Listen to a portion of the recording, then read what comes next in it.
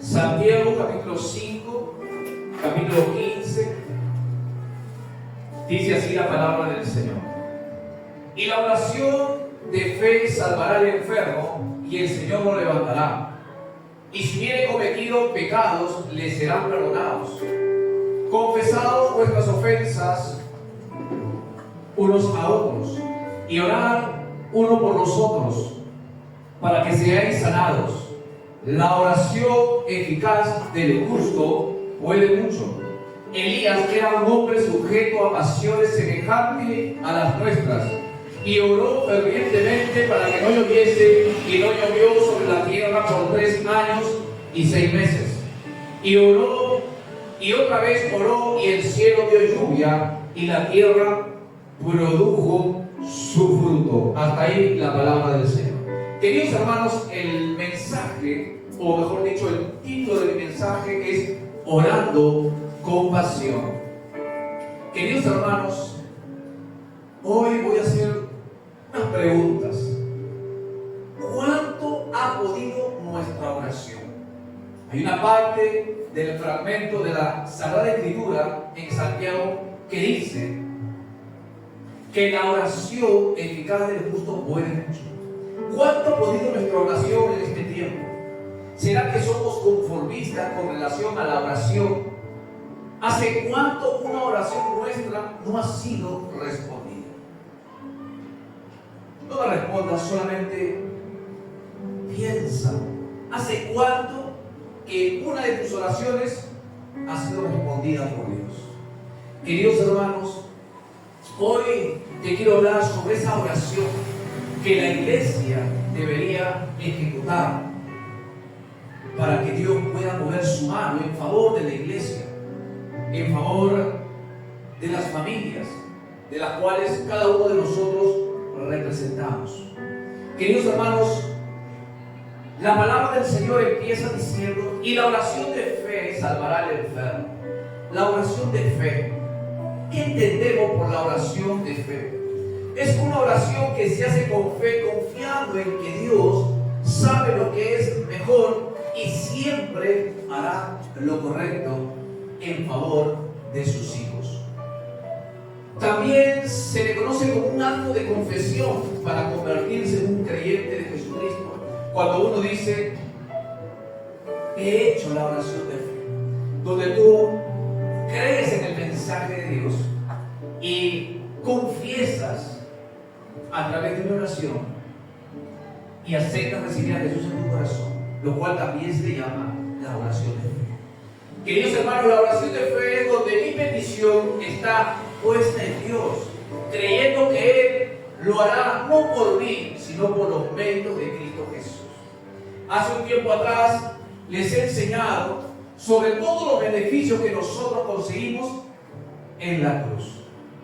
No que la cruz tenga poder, no que la cruz sea algún objeto sagrado de la cual yo tenga que inclinarme o pedirle, sino la cruz es un símbolo de victoria, donde Jesús venció a las tinieblas, donde Jesús venció al propio infierno, venció la muerte, le quitó esa autoridad que el diablo había adquirido por la desobediencia del hombre. Y la palabra del Señor nos dice que esa autoridad Jesucristo se le entregó a la iglesia. Y la iglesia no es las 4 paredes o el lugar físico, sino la iglesia es cada uno de nosotros. Queridos hermanos, esa es la oración de fe. El poder saber que cuando yo voy a entrar al lugar que yo he determinado, que será mi aposento en la cual buscaré a Dios, pues allí poder encontrarme con Él a través de la oración y poder salir de ese lugar con una respuesta. La oración del justo es una frase que considera la rectitud y la fe como fuerzas poderosas que, al combinarse en una oración, pueden traducirse en efectos extraordinarios.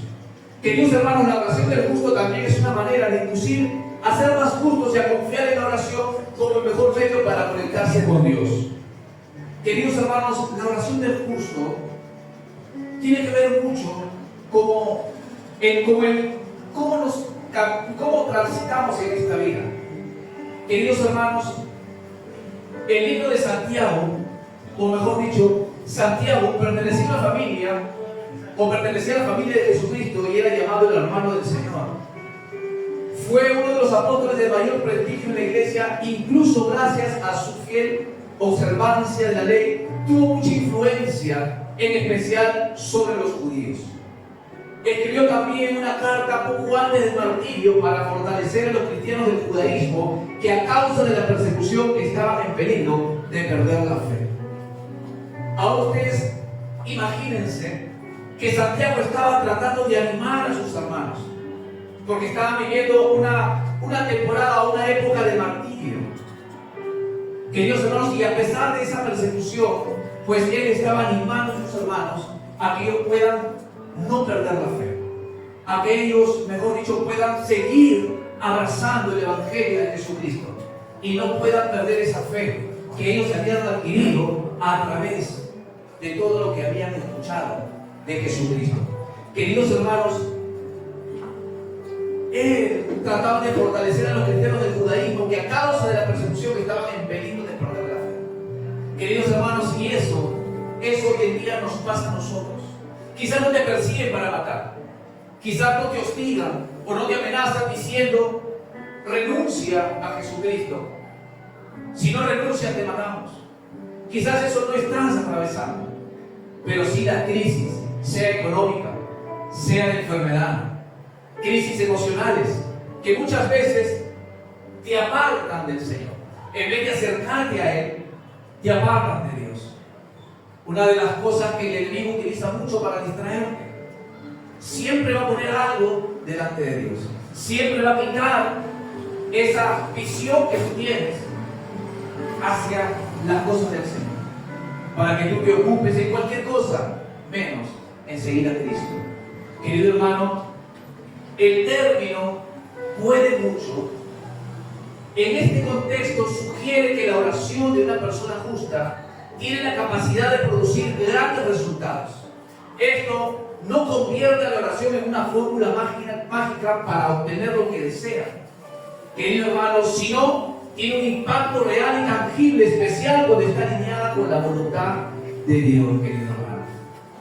El término puede mucho sugiere que la oración de una persona justa tiene la capacidad de producir grandes resultados. La oración no es una fórmula, sino es una manera de vivir, una manera de conducirnos. Queridos hermanos, si realmente la iglesia o el creyente orara, tuviera menos problemas, tuviera más victorias que derrotas. Querido hermano, ¿por qué nos cuesta tanto orar? El enemigo sabe de que si nosotros agarramos como un buen hábito la oración y nos convertimos en personas de oración, él sabe que ya tiene perdida esa batalla. Y como él sabe eso, siempre va a importunarnos en los momentos en los cuales nosotros tenemos que ir al Señor a través de la oración. Querido hermano, la oración no es una fórmula. La oración del justo entonces no es solo eficaz por su contenido, sino también por la relación cercana y sincera que esta persona mantiene con Dios. Querido hermano, estaba hablando de la rectitud y de lo que la persona puede tener en su corazón cuando va a hacer una oración. Para que esa oración se convierta en una oración eficaz, en una oración que puede mucho, pues esa persona tiene que estar alineada a la voluntad de Dios. Esa persona tiene que estar cerca de Dios para saber qué es la voluntad de Dios, para saber si lo que va a pedir está dentro de su voluntad, para saber si lo que va a hacer está alineado a lo que Dios quiere para esa persona. Querido hermano, Elías dice, oró fervientemente. Y aquí quiero ahondar un poco con mi mensaje.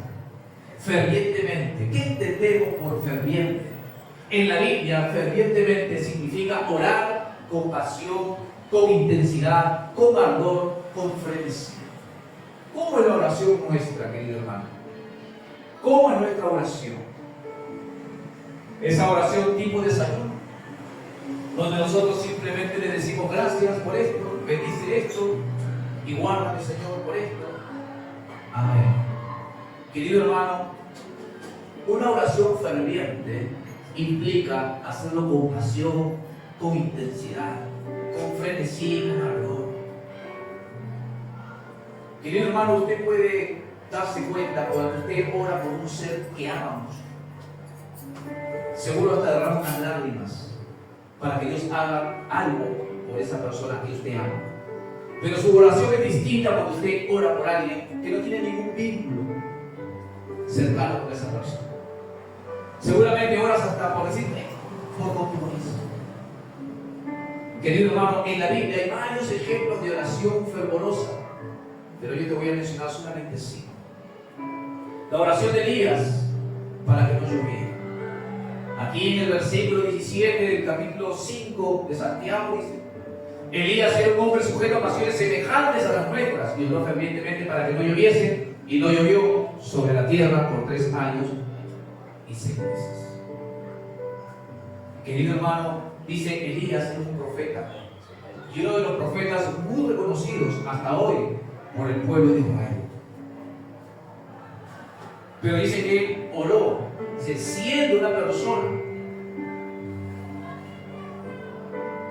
persona con pasiones semejantes a las nuestras, pero oró fervientemente para que no lloviese. Eso usted lo puede encontrar en 1 de Reyes, capítulo 17, verso 1. ¿Y por qué él hizo eso?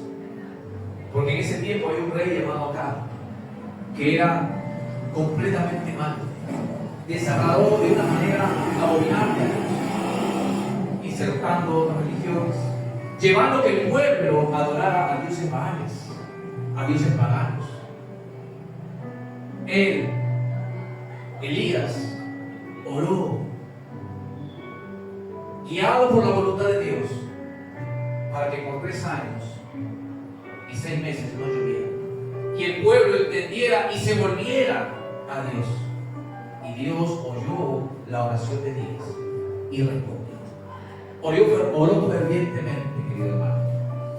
La oración del rey de Nínive para que Dios lo perdonara. Jonás, capítulo 3, del 5 al 10. Queridos hermanos, Nínive era una ciudad malvada. La maldad había subido a la presencia de Dios, y Dios manda juicio sobre ese pueblo, y envía a un profeta llamado Jonás. Y Jonás solamente dijo: de aquí en unos días Dios destruirá Nínive.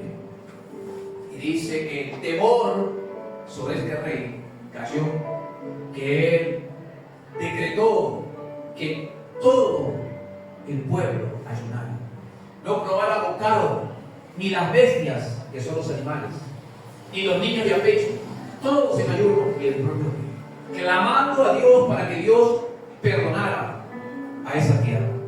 Y Dios vio que ellos se arrepintieron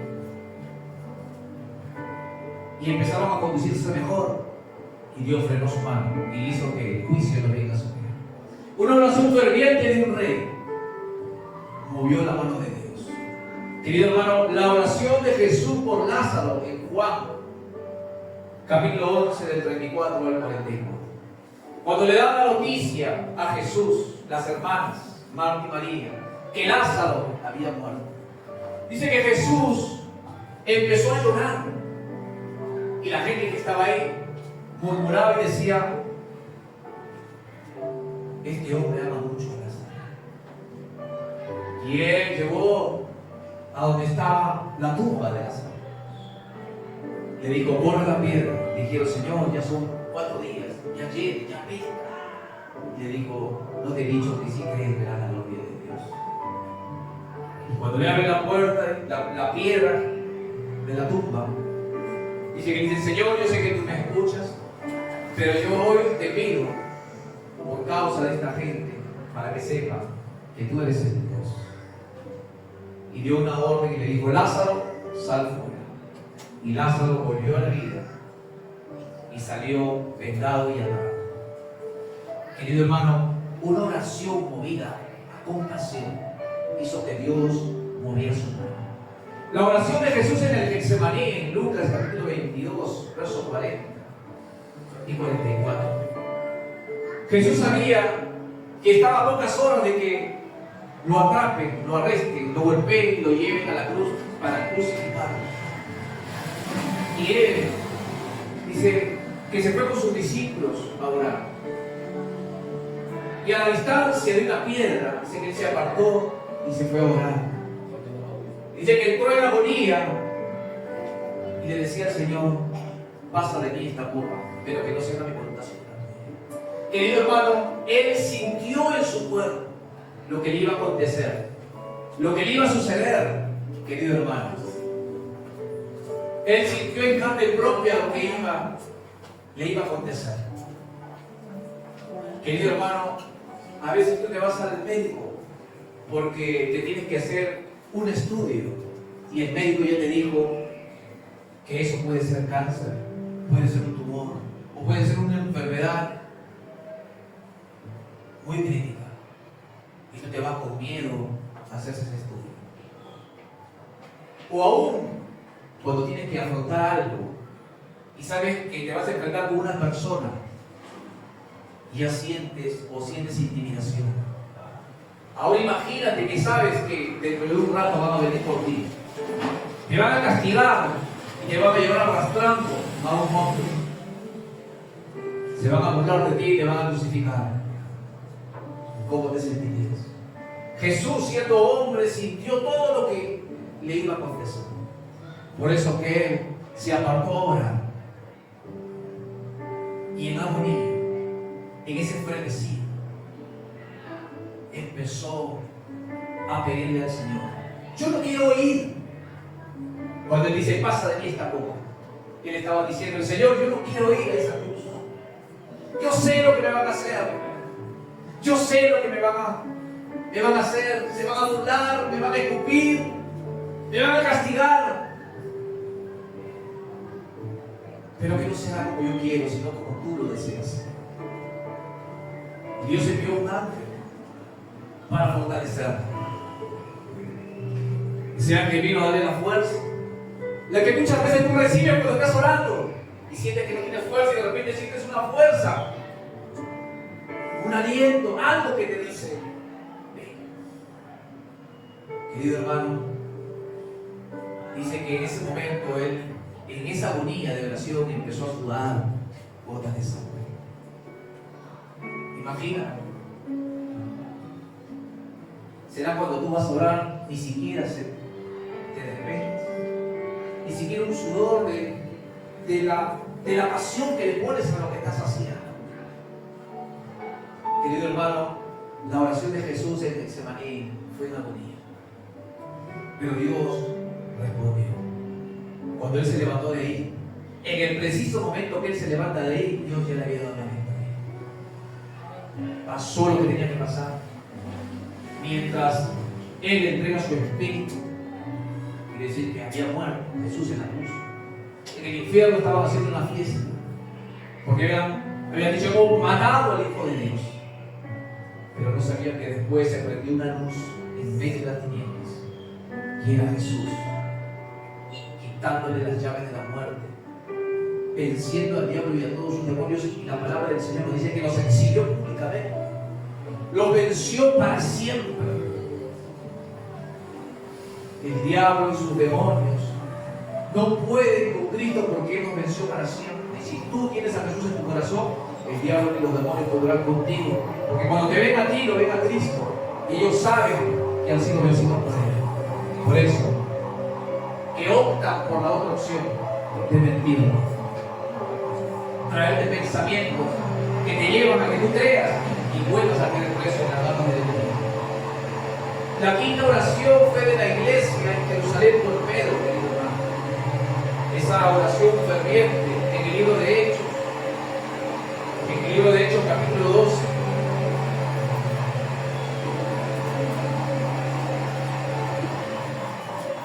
Dice que Pedro estaba custodiado en la cárcel, pero la iglesia hacía oración sin cesar a Dios por él.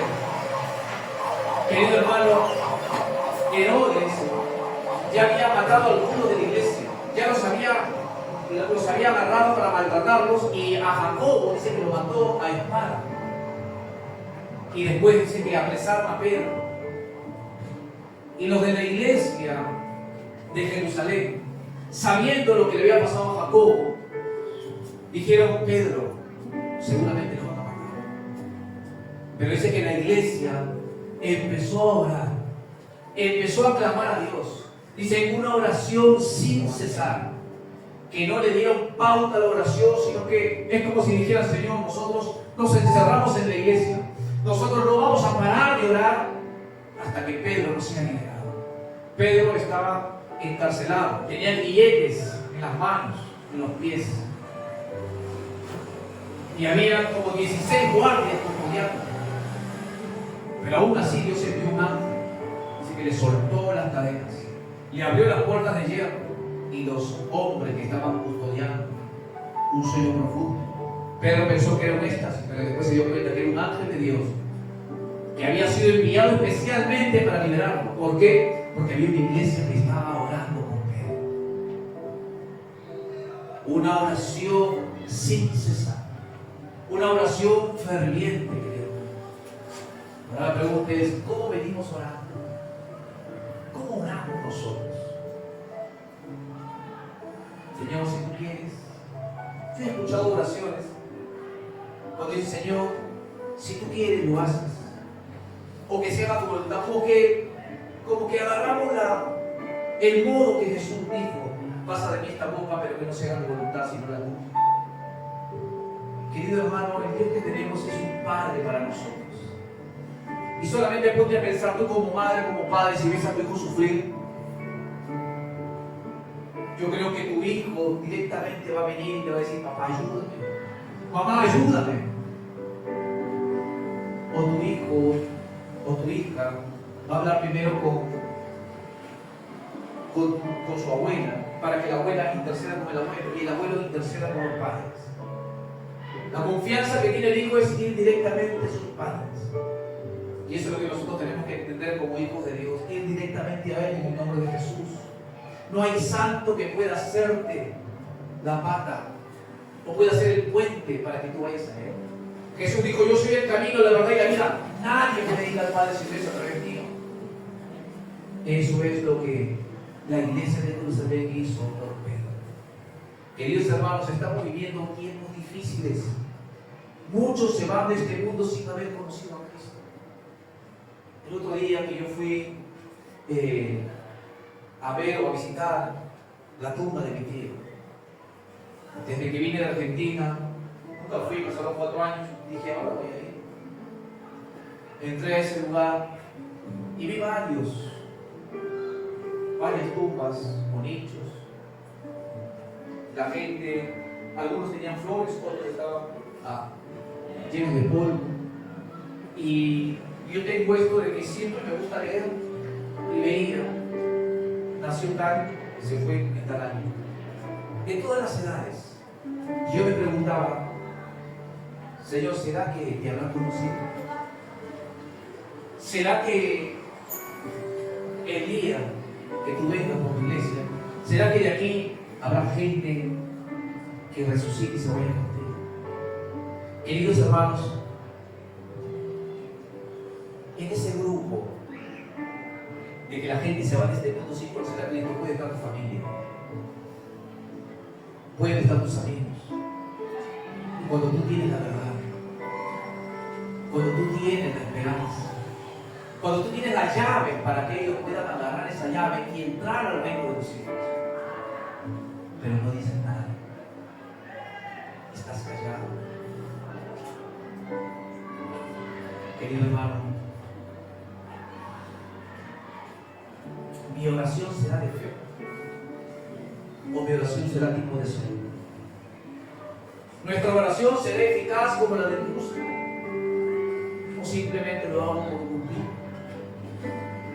Mi oración puede mucho o puede poco.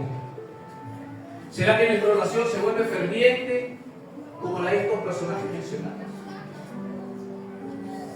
¿Hace cuánto que no derramamos una lágrima cuando estás orando, ya sea por tu vida o por tu ser querido?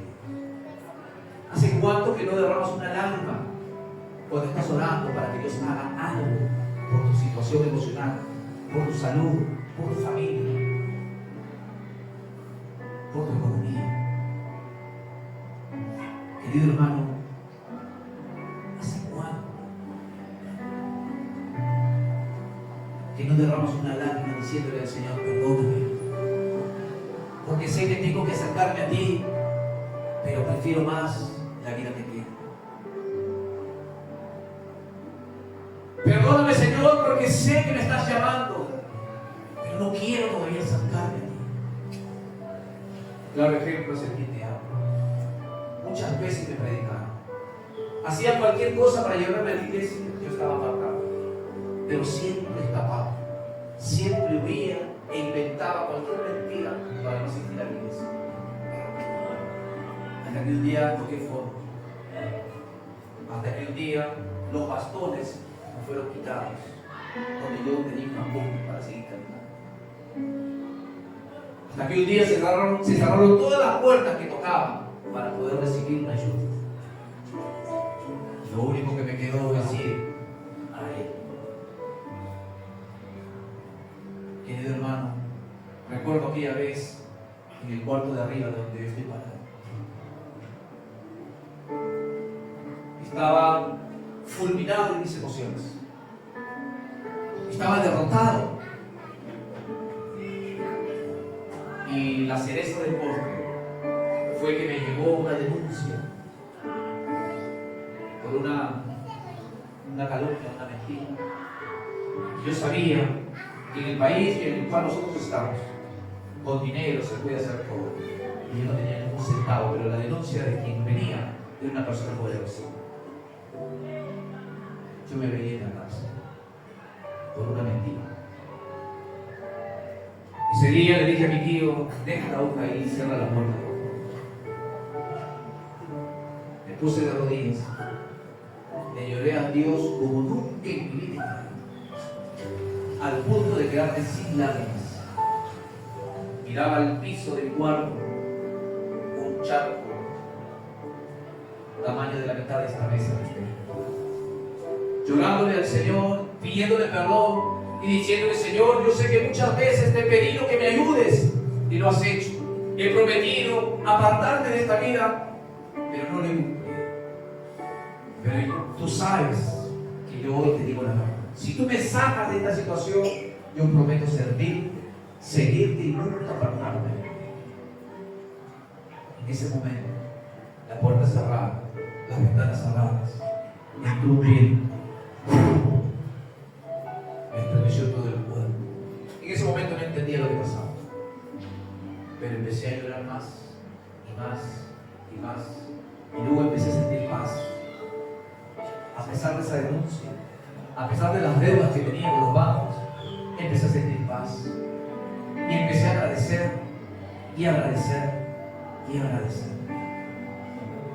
Al pasar el tiempo, al afianzarme en una iglesia y después irme a Argentina y congregarme en una iglesia allá en Argentina, querido hermano, entendí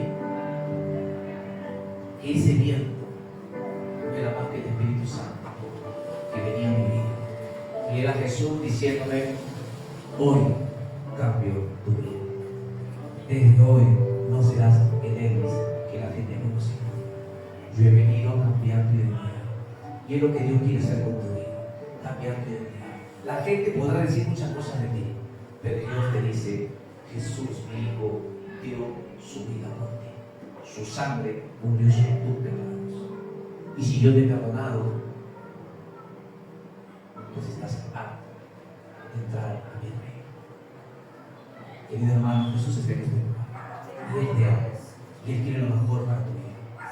Él les dice, si vas a pedir, pide bien. Pide bien, querido hermano. Comprométese con Dios. Si no conseguimos lo que estamos pidiendo, es porque estamos pidiendo más que Dios. No le ponemos el verdadero valor a lo que estamos pidiendo. Cambiemos nuestra manera de orar y volquemos todos nuestros sentimientos a la oración. el Dios que tenemos es un Dios que, como todo padre, está inclinado su oído para escuchar la petición de sus hijos. Pero pida, no solamente creyendo, no solamente pida con fe, sino póngale pasión a lo que está pidiendo. Sea ferviente en su oración. Que usted pueda ser atrevido y decir: Señor, yo no salgo de mi habitación hasta que tú no me des la respuesta, hasta que tú no me des la solución. Si yo te contara las veces que he pedido a Dios cosas que resuelven mi vida, diciéndole: no salgo de este lugar hasta que tú no me bendigas, no salgo de este lugar hasta que tú no respondas. Querido hermano, el Dios que tenemos es un Dios que nos ama y Él está esperando que nosotros vayamos a Él, así como me pasó a mí. Querido hermano, acuérdese, el enemigo siempre va a intentar por todos los medios de que usted no ore. Porque cuando usted ore y empiece a tener ese contacto con Dios, usted empieza a tener esa experiencia con Dios, usted va a saber que siempre en ese lugar está la respuesta y va a ir. Va a dejar de estar tocando la puerta de la vida, va a estar dejando de suplicarle a Dios. Yo veo a la gente, querido hermano, este joven chico, conozco a la gente, y yo sé que esa persona tiene que acercarse al Señor porque ahí está la respuesta, pero para mendigar, algunos pidiendo comida, algunos pidiendo hasta agua, cuando ellos pueden acercarse al Señor, pero no quieren dejar su vida pasar, no quieren dejar de querido hermano, pero yo hoy estoy hablando a gente que realmente ama al Señor y que hoy se va a comprometer a que su oración cambie y sea una oración ferviente, donde ahí verás la gloria de Dios. Amén. Si Dios ha hablado en tu corazón, dale un aplauso. Quiero que pongan y que hagamos una oración. Y lo que ahí donde estás, cierra tus ojos. Si has venido por primera vez, si este mensaje o parte del mensaje ha tocado tu corazón, has sentido que Dios ha tocado ciertos puntos de tu vida y tú quieres que Él haga un cambio en ti, quiero que ahí pongas la mano en la altura de tu corazón y puedas orar conmigo y le puedas decir: Padre Celestial, te pido perdón por mis pecados. En esta noche me arrepiento, Señor. Perdóname por todo lo malo que he cometido. También perdona a los que me han lastimado, a los que me han ofendido. Señor, yo te recibo como mi Señor y Salvador. Y creo que Dios te resucitó de los muertos. Por esta palabra le declaro a tu hija, a tu hijo. Ahora ayúdame, Señor, en mis emociones, en mi familia, en mi salud, en mi economía. En el nombre de Jesús, Señor, hoy renuncio a lo pasado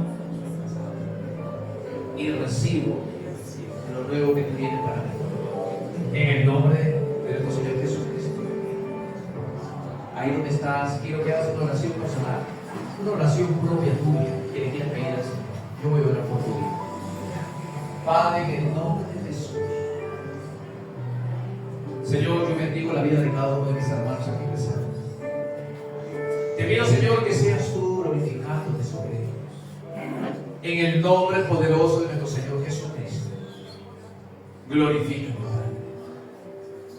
Glorifícate en el nombre de Jesús. Señor, sé tú sobre cada vida. Sé tú guiándolo, Señor, en la oración de mis hermanos. En el nombre poderoso de nuestro Señor Jesucristo. Padre, ahora mismo, Señor, en el nombre de Jesús, sé tú, Señor, sobre cada vida. Toca, Señor. Ahí donde está.